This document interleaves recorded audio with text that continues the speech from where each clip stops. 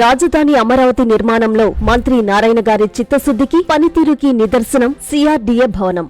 2024లో కూటమి అధికారంలోకి వచ్చే నాటికి అమరావతిలో ఎక్కడ చూసినా నీట మునిగిన పునాదులు, అర్ధాంతరంగా ఆగిపోయిన నిర్మాణాలు, ముళ్ల చెట్లు ఇవే కనిపించేవి. ఏడాదిన్నరలో తన మార్పు చూపించారు. మార్పుని కళ్ల ముందు సాక్షాత్కరించేలా చేశారు నారాయణ గారు. ఓవైపు అధికారుల కోసం సిద్ధం చేస్తున్న భవనాలు పూర్తి కావస్తున్నాయి. మరోవైపు కార్యాలయ భవనాల నిర్మాణం తుది దశకు చేరుకుంది. తాజాగా సిఆర్డీఏ భవనం ప్రారంభమైంది. రాజధాని కోసం జరిగిన భూ సమీకరణలో రైతుల్ని మెప్పించి ఒప్పించిన నారాయణ గారు నిర్మాణ పనుల్ని కూడా తనదైన శైలిలో సకాలంలో పూర్తయ్యేలా శ్రద్ధ తీసుకున్నారు. అమరావతి 2.0లో రాజధాని నిర్మాణాన్ని పరుగులు పెట్టిస్తున్నారు. రాజధాని నిర్మాణం 2014 నుంచి 2019 వరకు జరిగింది ఒక ఎత్తైతే ఇప్పుడు జరుగుతున్నది మరో ఎత్తు.